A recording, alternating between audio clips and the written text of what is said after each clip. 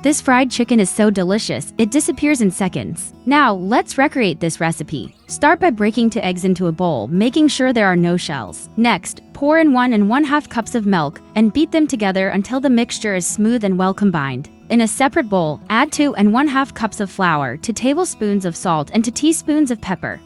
Mix everything together until well combined, then transfer the mixture into a zipper bag.